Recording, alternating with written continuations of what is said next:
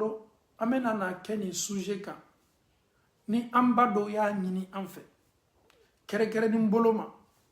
ma Allah taala be posi ni place do dima place ni posi ni akarfalila wala ma yere kala fendo sindi ye fendo créer ni ma farati fenin créer ni elele ni sigila wati be nele yenin créer ni sigila wati be ne tale ni sigila wati be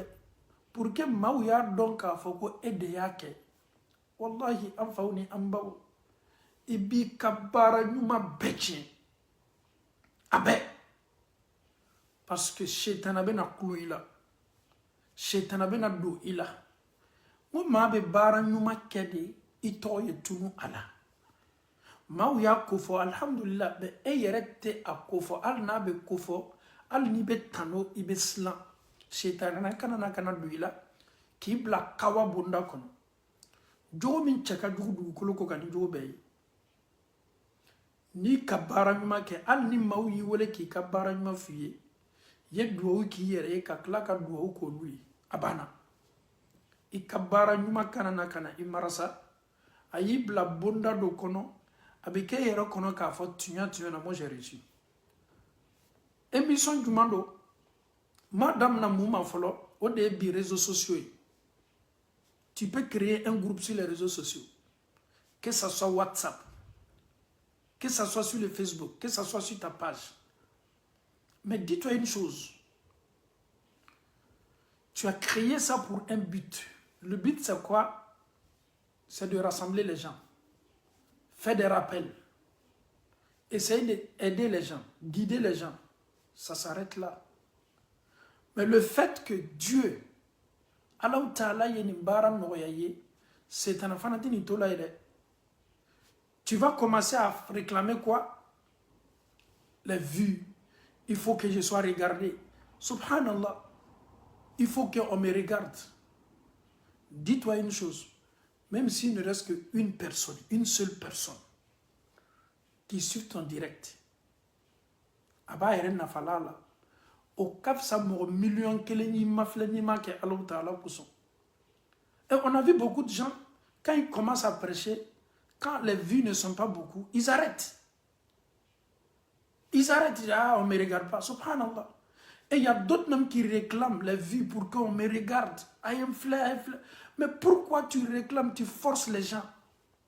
Certes, c'est normal souvent, quand tu as un message à faire passer, certes, tu veux que le message soit dans les oreilles,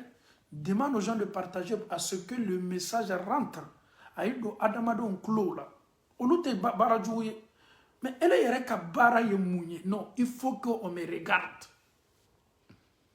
Ni elle qui takoye, tu na.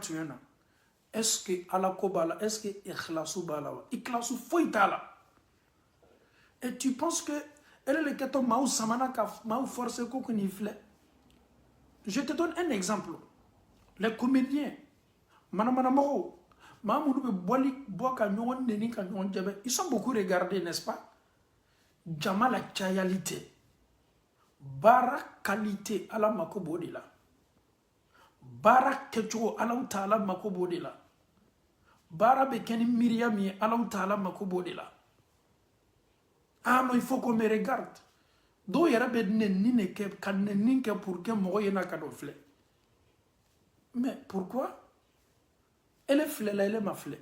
Elle est malon ka foko ibika énergie mi fourni ka taka kuma. Kuma me bon kusukumina ala makobe nini la kachaya. Même si une personne te regarde. Alhamdulillah. Et kabara ke ini Allah Ta'ala chemalala. Note tanoli nyama. Kabara ke jama ukuson. Ma chama bonoto kiyama lo o kabara nyama la kabeninema. Alhamdulillah. Tu peux faire tes directs. Souvent tu n'as même pas besoin d'informer les gens. Adamaden kala nyanya. Wati dola bena nakana kawandilike. Jama do be chaya wati dola, jama te chaya wati dola. Otile ma mimi ile madorele ka wajibilike. Ni ma min bernama wati mi. Alhamdulillah. Ni min fana ma berma kofa akata ma flela. Ele kato jona ka foku mo kele ne ketu flela mo kele nte. mɔgɔ kelen o fana kɛtɔ a ta la k'a lata mɔgɔ wɛrɛ le ma o fana kɛtɔ a ta la k'a lata mɔgɔ wɛrɛw le ma o fana kɛtɔ a ta la k'a lata mɔgɔ wɛrɛw le ma donc an y'a dɔn ka baara min n'a bɛ kan ka k'i bolo tuma dɔ e yɛrɛ bɛ groupe whatsapp dɔ kan e de ye groupe whatsapp créer an ye nin ye groupe whatsapp caman kan maa minnu y'a créer administrateur fo y'o yɛrɛ yira ale k'a fɔ tuyan na ne le ye groupe créer subhanallah n'i y'a créer Allahu Taala le kosɔn sariya minnu sigi t'i bolo aw ye sariyaw sigi mais y'i jija tanuli minnu kɛtɔ daɲɛ sigi a la ka da ka ni adamaden tanula kojugu n'i ma s'i yɛrɛ kɛlɛla k'i yɛrɛ forcer shetana bɛ don i la nin waati ɲɔgɔnna la le ka kulon i la i b'i yɛrɛ ye sanfɛ a bɛ kɛ komi i ɲɔgɔnna foyi tɛ n'o banna kɛla adamaden na waati waati i y'a dɔn k'a fɔ tiɲɛna i ka kan ka segin i yɛrɛ ma donc an bɛ nin fɔ silama bɛɛ ye an ka baara ɲuman kɛni shetana tɛ sɔn n'a ma ɲɛsin ma a bɛ tiɲɛ an bolo cogo min shetana bɛ bɔ n'o le sababu ye jɔn i ka baara ɲuman na i yɛrɛ kolo i yɛrɛ majigi subhanallah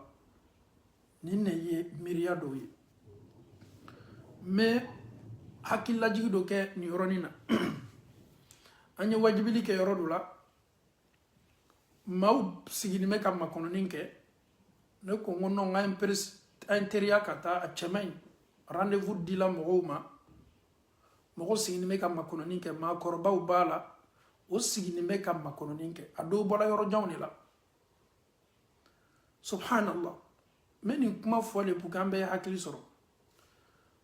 ne ni staff minnu tun bɛ ɲɔgɔn fɛ an taala ka taa mɔgɔ minnu ka jamana kɔnɔ ka taa wajibili kɛ a kɛla Europe jamana la yan a ma kɛ farafinna an tun taala Europe fan dɔ ko non non non imam i kana pressé i kana pressé ko mun na a to jama bɛɛ bɛ dafa fɔlɔ kɔfɛ i bɛ bɔ sisan k'o le cɛ kɛ ko subhanallah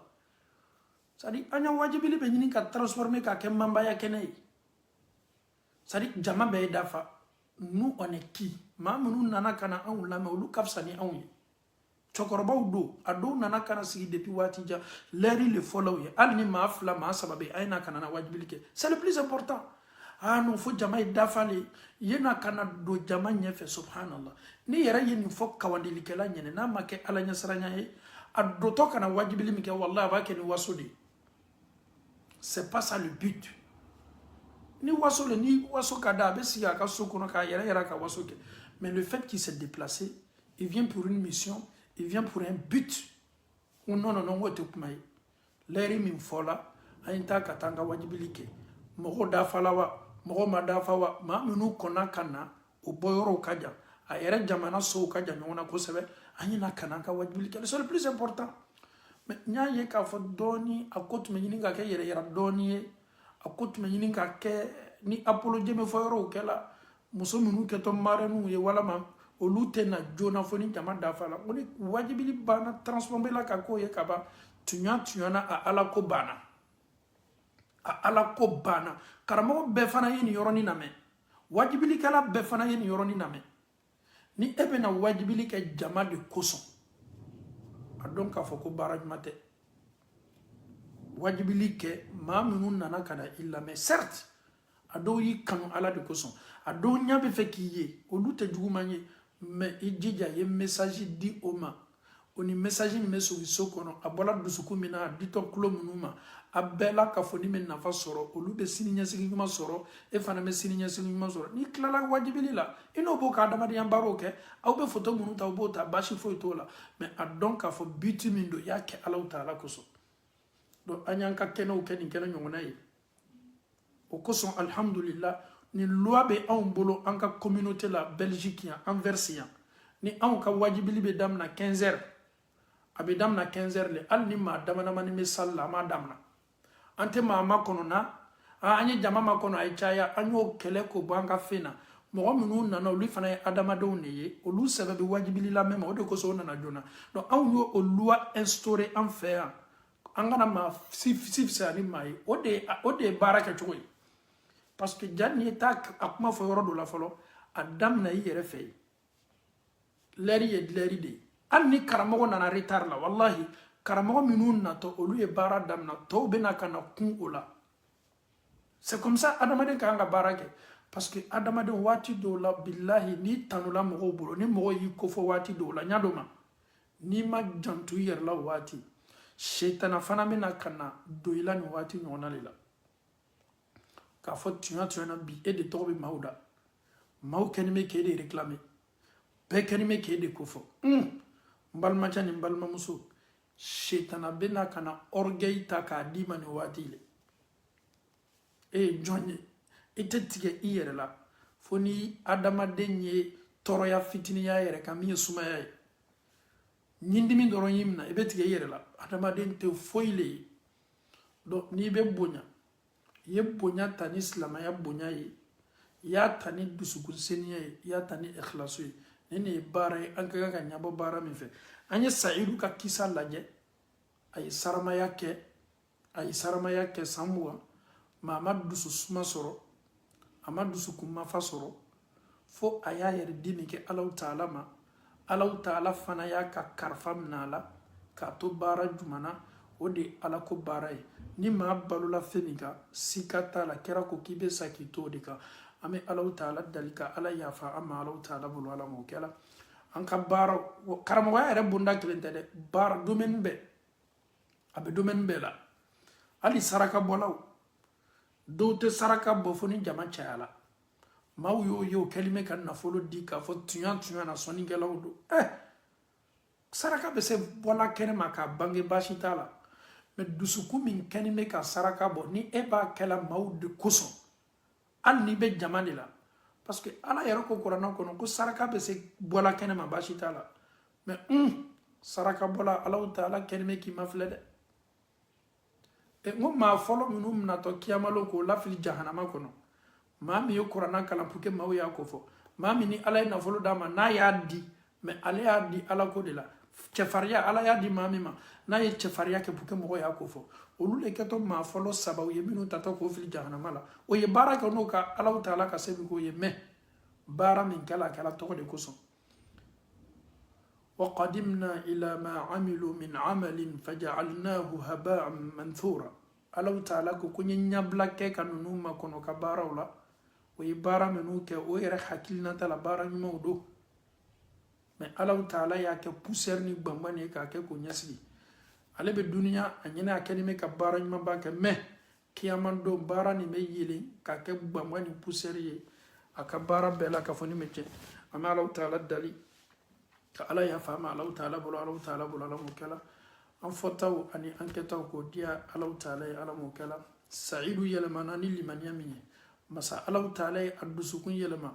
an bɛ Alahu Taala dali ka an fana dusukun yɛlɛma Alahu Taala bolo Ala m'o kɛla an bɛ Alahu Taala dali saya bɛ se an ma waati min k'o kɛ ka sɔrɔ ala yafala an jurumu bɛɛ ma k'o kɛ ka sɔrɔ ala diyana an ka baara bɛɛ ma k'o kɛ ka sɔrɔ an ka seni komi fani bɛɛ bɛ seniya cogo min ka bɔ joli la tasi tɛ kɛ a ma k'an ka baaraw seniya nin cogo la Alahu Taala ɲɛkɔrɔ Ala m'o kɛla ربنا آتنا في الدنيا حسنة وفي الآخرة حسنة وقنا عذاب النار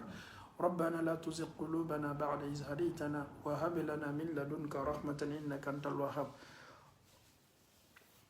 اللهم أرنا الحق حقا وارزقنا اتباعه وأرنا الباطل باطلا وارزقنا اجتنابه اللهم كن لنا ولا تكن علينا اللهم انصر من نصر الدين واخذل من خذل الدين صل سبحان ربك رب العزة عما يصفون والسلام على المرسلين والحمد لله رب العالمين والسلام عليكم ورحمة الله وبركاته